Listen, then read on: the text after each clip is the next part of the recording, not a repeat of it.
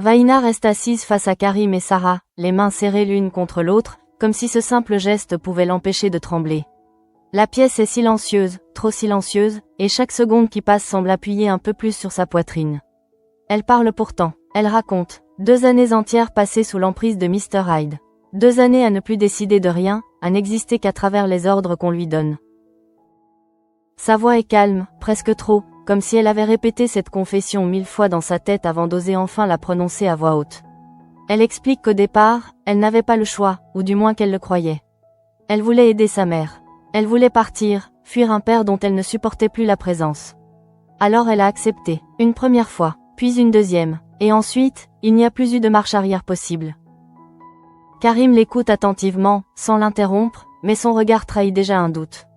Vaina choisit ses mots avec une précision qui sonne parfois comme une mise en scène.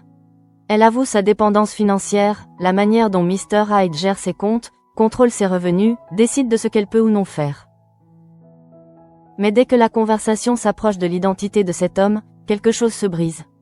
Son regard se détourne, sa respiration change, elle se referme, elle parle de peur, d'angoisse, de menaces, mais refuse d'aller plus loin. Karim insiste, doucement d'abord, puis avec plus de fermeté. Il sent qu'elle cache quelque chose. Que la vérité est là, à portée de main, mais qu'un mur invisible l'empêche de la franchir. Sarah, elle, observe Vaina différemment.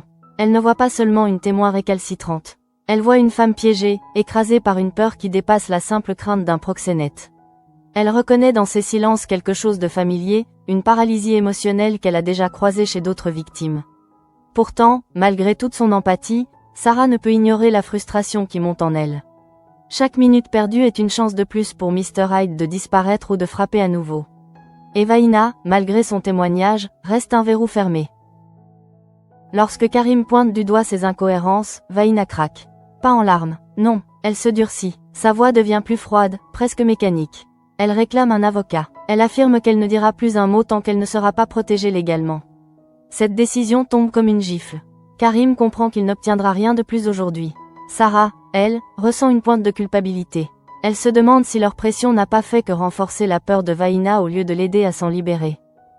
Pendant ce temps, loin du commissariat, Aaron vit une matinée qui bascule sans qu'il ne le comprenne vraiment. Il a passé la nuit avec Laurie. Une nuit étrange, suspendue, où la tendresse s'est mêlée à quelque chose de plus profond, presque dangereux.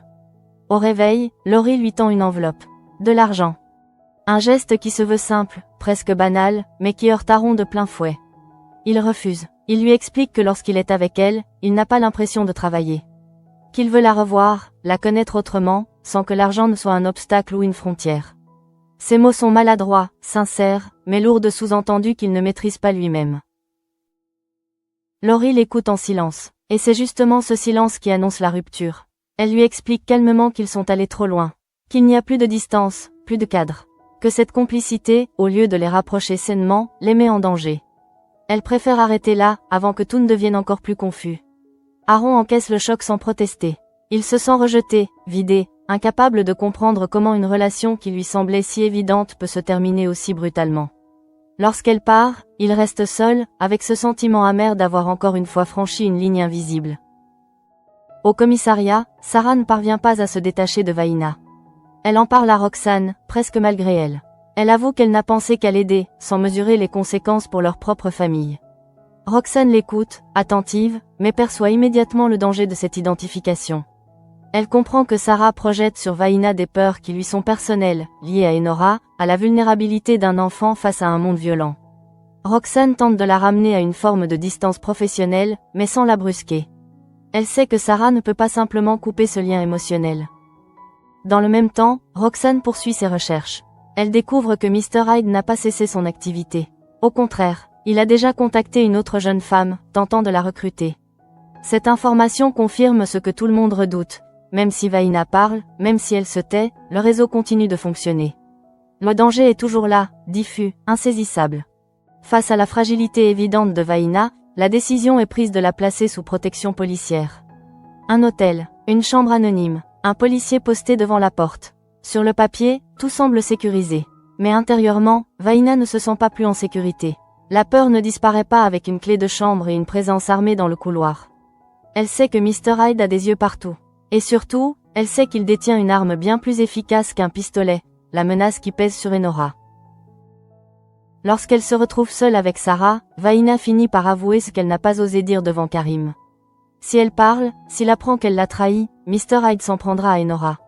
Cette révélation glace Sarah. D'un coup, tout prend une autre dimension. Ce n'est plus seulement une enquête. Ce n'est plus seulement une affaire judiciaire. C'est une menace directe, intime, qui touche ce qu'elle a de plus précieux. Pendant ce temps, Aaron tente d'échapper à ses pensées en allant courir. Son corps avance, mais son esprit reste figé. Soraya le croise par hasard et comprend immédiatement que quelque chose ne va pas. Il lui avoue que sa journée est catastrophique. Qu'il a rencontré quelqu'un, qu'il y a cru, et que tout s'est effondré en quelques heures. Lorsqu'il précise qu'il s'agissait d'une cliente, Soraya s'inquiète. Elle y voit un schéma qui se répète, une forme d'addiction à des relations vouées à l'échec. Elle lui dit franchement qu'il se fait du mal, et que Simon n'aurait jamais voulu ça pour lui. Les mots font mouche, même si Aaron ne répond pas. À l'hôtel, Roxane et Sarah accompagnent Vaina. L'atmosphère est lourde, presque irréelle. Vaina les remercie pour tout ce qu'elles ont fait, comme si elle pressentait que quelque chose allait arriver. Elle s'apprête à partir lorsque le bruit sec d'un coup de feu déchire l'air. Tout va trop vite. Roxane et Sarah se jettent instinctivement sur le côté. Vaina, elle, n'a pas le temps de réagir. La balle la frappe à l'abdomen. Elle s'effondre, le regard figé par la douleur et la peur. Les sirènes retentissent. L'urgence est totale. À l'hôpital, lorsque le brancard arrive aux urgences, Aaron est de service. Il reconnaît immédiatement Vaina. Son cœur se serre. Il n'a pas le temps de réfléchir. Il doit agir, sauver une vie, même si cette vie est liée à toutes ses failles, à toutes ses contradictions. Même si, cette fois, l'enjeu est bien plus qu'une simple intervention médicale. Aux urgences, le temps semble se contracter autour d'Aaron. Le bruit des machines, les voix des infirmiers, les ordres lancés à la volée composent une cacophonie qu'il connaît par cœur, mais qui, ce soir-là, résonne différemment.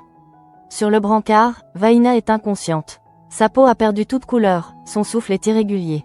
Lorsqu'il annonce son identité à l'équipe, sa voix reste stable, presque trop. C'est cette maîtrise apparente qui lui permet de ne pas sombrer. Il n'est plus un homme blessé par une rupture ou rongé par ses contradictions, il est un médecin face à une urgence vitale. Pourtant, dès que la porte du bloc se referme, les images affluent.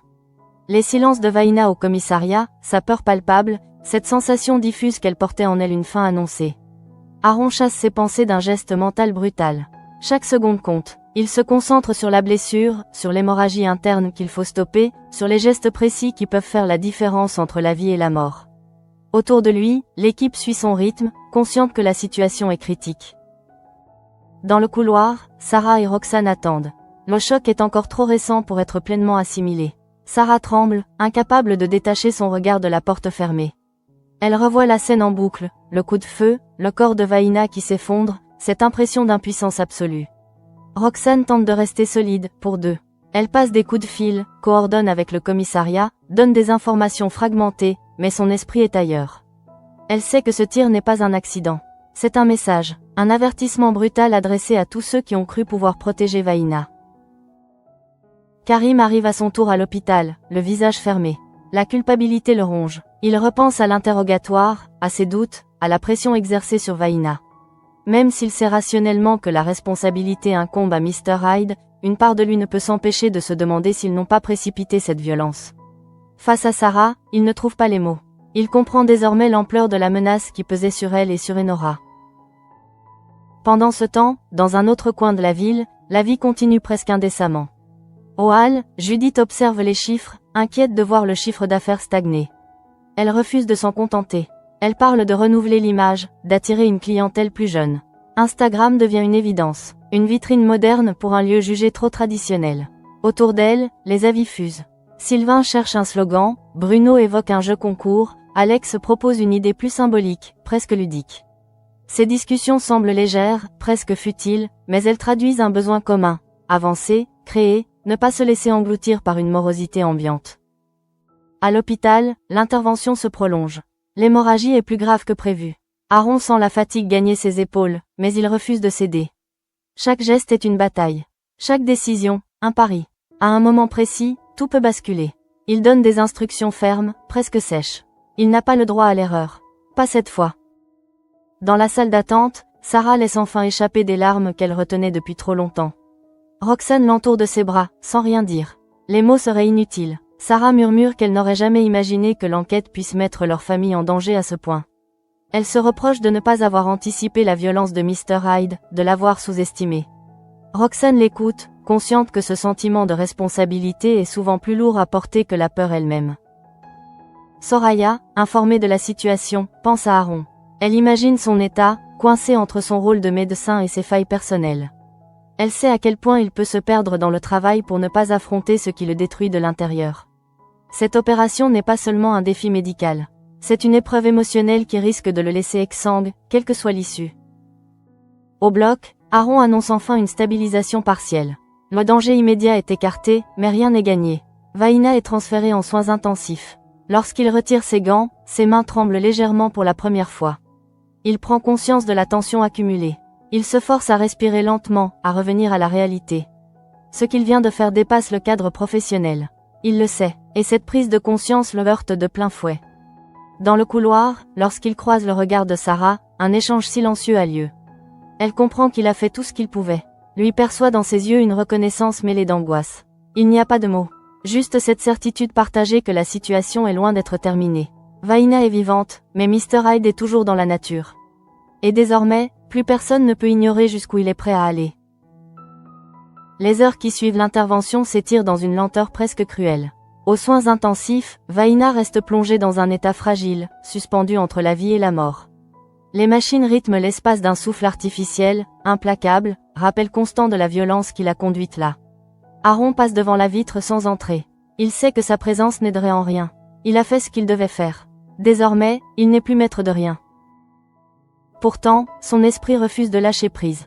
Il repense à Laurie, à cette rupture qui a laissé en lui un vide étrange, différent des autres. Il se demande s'il n'a pas cherché inconsciemment à combler quelque chose à travers des relations impossibles, comme s'il s'infligeait lui-même des blessures pour éviter d'en affronter d'autres, plus anciennes. L'opération de Vaina agit comme un miroir brutal. Elle lui renvoie l'image d'un homme qui sauve les autres mais peine à se sauver lui-même. Au commissariat, la fusillade a déclenché une onde de choc. Karim coordonne les équipes avec une fermeté nouvelle. Il n'y a plus de place pour l'hésitation. Le tir devant l'hôtel confirme ce qu'il craignait. Mr. Hyde se sent acculé, et lorsqu'il est acculé, il frappe. L'enquête change de nature. Il ne s'agit plus seulement de démanteler un réseau, mais d'empêcher un individu prêt à tuer pour préserver son emprise. Roxane compile les informations, croise les données, tente de comprendre comment le tireur a pu approcher aussi facilement malgré la protection policière. Cette faille la hante. Elle sait que la moindre erreur peut coûter une vie.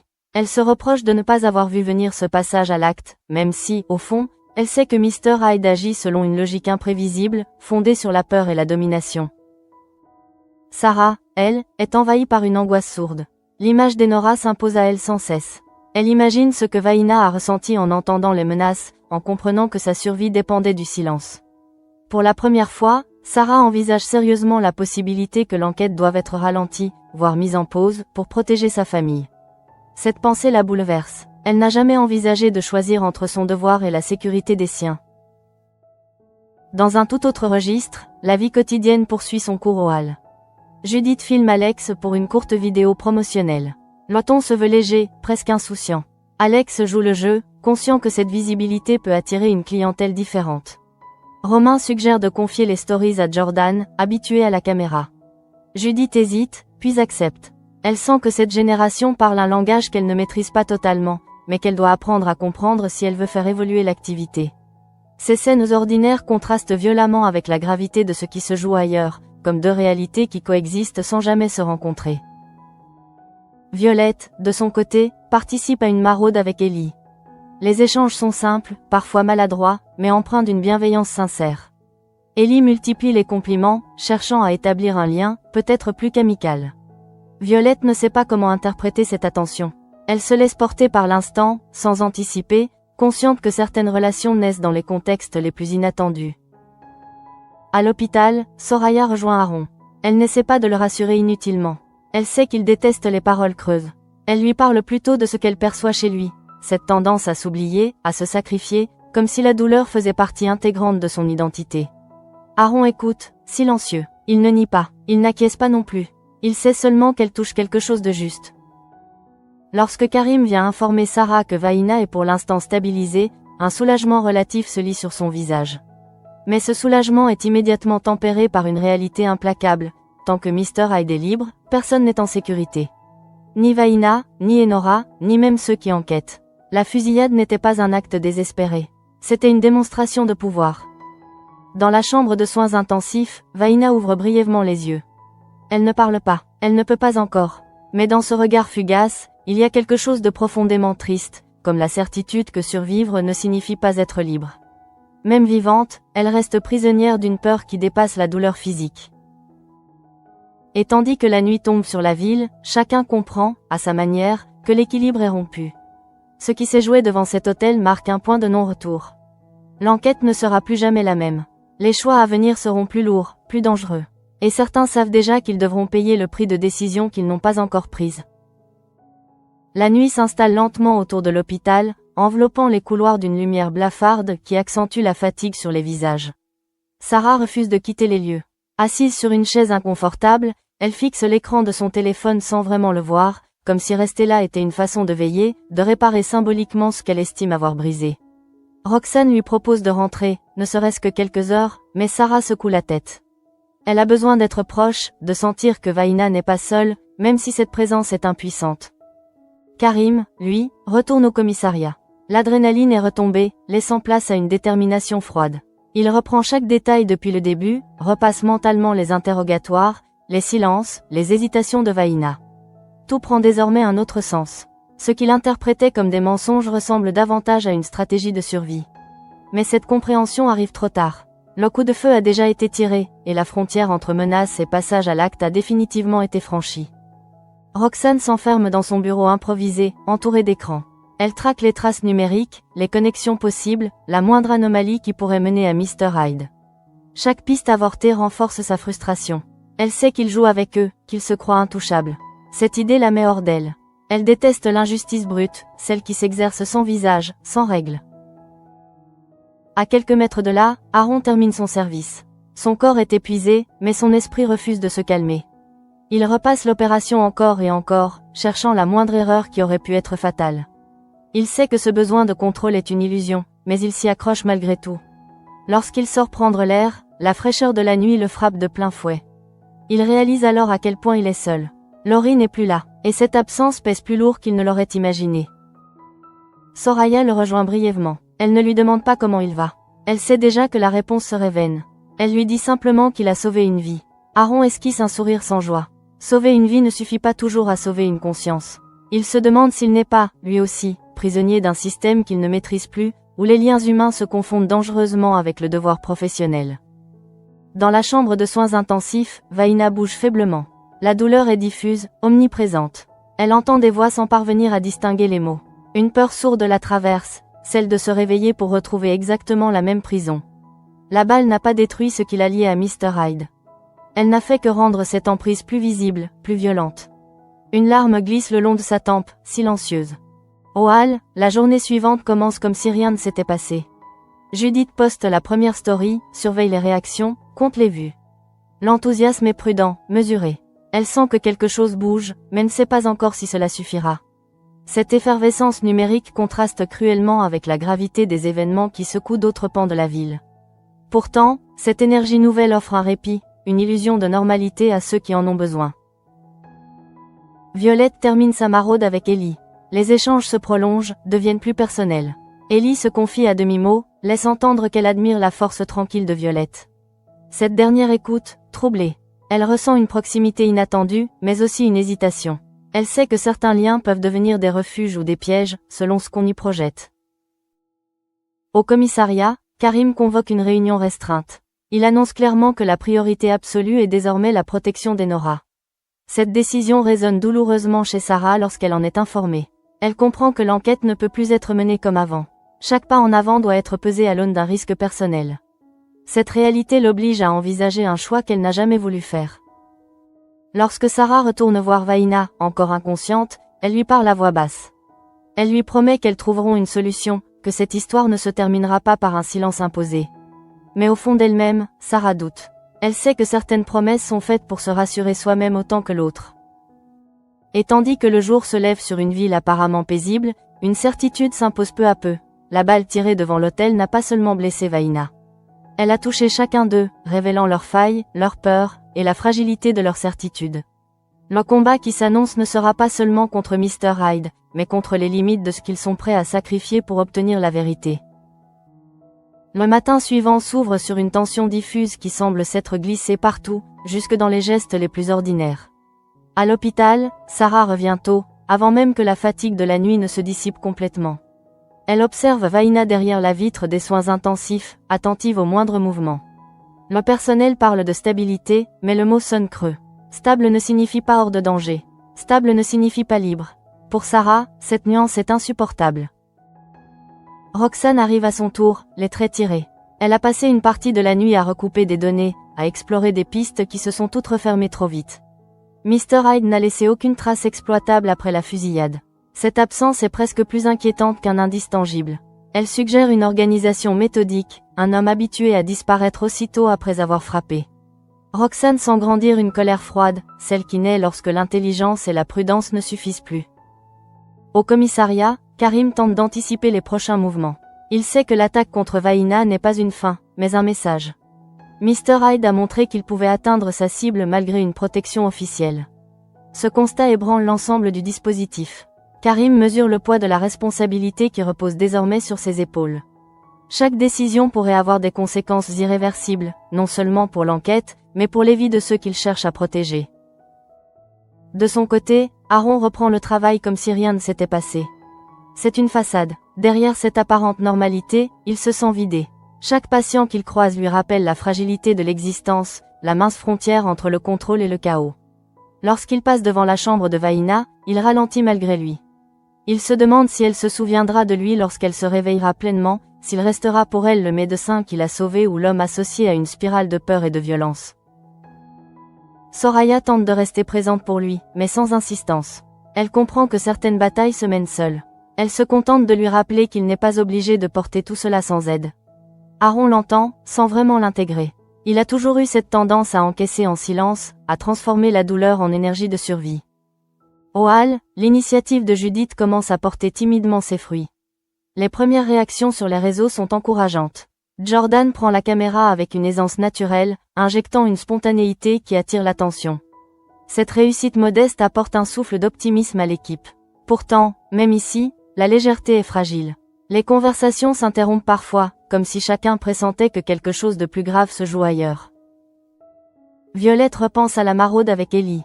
Les compliments, la douceur, cette attention constante la trouble plus qu'elle ne l'aurait cru. Elle se surprend à attendre un message, un signe. Cette attente la déstabilise. Elle se demande si elle cherche simplement un réconfort ou si quelque chose de plus profond est en train de naître, dans un contexte où tant d'autres repères vacillent. À l'hôpital, Vaina ouvre enfin les yeux plus longtemps. La douleur est toujours là, mais la conscience revient par vagues. Elle aperçoit Sarah près d'elle. Le regard qu'elles échangent est lourd de sens.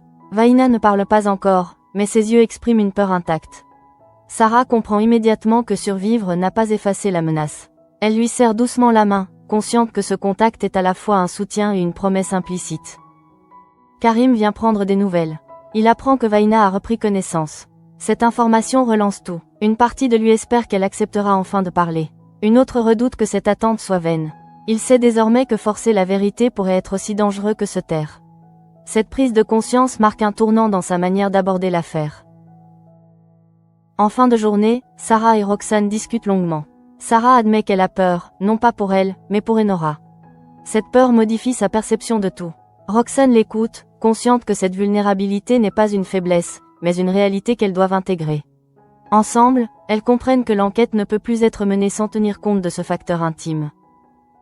La nuit tombe à nouveau sur la ville. Dans le silence retrouvé des couloirs, chacun mesure à quel point la situation a changé. Mr. Hyde n'est plus une ombre lointaine. Il est devenu une présence tangible, une menace qui s'infiltre dans les décisions, les relations, les consciences. Et au cœur de ce chaos, Vaina, blessée mais vivante, incarne désormais un enjeu bien plus vaste qu'un simple témoignage. Elle est la clé d'une vérité qui pourrait coûter très cher à ceux qui cherchent à la révéler. Le silence de l'hôpital devient presque oppressant. Il n'est plus seulement fait d'attente, mais d'une inquiétude sourde qui s'insinue dans chaque respiration. Vaina, désormais consciente, alterne entre de courts moments d'éveil et de longues phases de fatigue.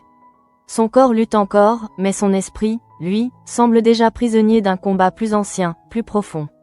Chaque fois qu'elle ouvre les yeux, la même angoisse traverse son regard, celle d'avoir survécu sans pour autant être libérée. Sarah reste près d'elle autant que possible. Elle parle doucement, parfois sans attendre de réponse, comme si les mots pouvaient combler le vide laissé par la peur. Elle lui répète qu'elle est en sécurité, qu'elles sont là, qu'elle n'est plus seule. Mais au fond d'elle, Sarah sait que cette sécurité est fragile. Elle se surprend à écouter le moindre bruit dans le couloir, à sursauter au passage d'un soignant. L'idée que Mr. Hyde puisse encore agir la hante, et cette angoisse se mêle à celle, plus intime, liée à Enora. Roxane, de son côté, continue de fouiller. Elle sent que l'attaque contre Vaina a été préparée avec une précision froide. Rien n'a été laissé au hasard. Le tireur savait où frapper, quand frapper. Cette certitude renforce son intuition. Mr. Hyde n'agit pas seul, ou du moins, pas sans relais. Cette hypothèse complique encore l'enquête. Plus le réseau est vaste, plus le danger est diffus. Karim tente de maintenir une ligne claire. Il refuse de céder à la panique, même si la pression est immense. Il sait que chaque décision sera jugée, peut-être même reprochée plus tard. Il pense à Vaina, à ce qu'elle a déjà enduré, et se demande s'il a le droit de lui demander davantage. Cette question le poursuit, l'empêche de dormir. Pour la première fois depuis longtemps, il doute profondément de la frontière entre justice et protection. Aaron, lui, traverse les journées comme un automate. Il enchaîne les interventions, les consultations, les urgences, sans jamais vraiment se poser. Le travail est devenu son refuge, mais aussi son piège. Lorsqu'il croise Vaina brièvement, à travers la vitre de sa chambre, un malaise le saisit. Il se demande si elle le voit comme un sauveur ou comme un rappel constant de la violence qu'elle a subie. Cette ambiguïté le trouble plus qu'il ne l'aurait cru. Soraya remarque son épuisement. Elle tente une approche plus directe, lui demandant s'il ne fuit pas quelque chose. Aaron ne répond pas immédiatement. Il finit par admettre qu'il ne sait plus très bien où il en est, ni ce qu'il attend des autres. Cette confession, à demi-mot, révèle une fragilité qu'il cache habituellement derrière l'ironie ou le professionnalisme. Soraya comprend que cette crise dépasse largement l'épisode actuel. Elle est le symptôme d'un mal plus ancien. Au hall, l'ambiance est paradoxale. Les résultats de la stratégie de Judith continuent de progresser.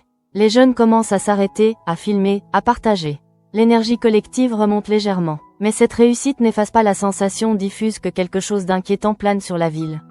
Les conversations dérivent parfois vers des sujets plus graves, comme si chacun pressentait que la normalité est provisoire. Violette reçoit un message d'Ellie. Quelques mots simples, attentionnés. Elle hésite avant de répondre. Elle se demande si elle a la force d'accueillir une nouvelle relation, même amicale, dans un contexte aussi instable. Cette hésitation révèle un besoin de protection personnelle, une volonté de ne pas se perdre dans un lien qui pourrait devenir trop important, trop vite. À l'hôpital, Karim se rend enfin auprès de Vaina.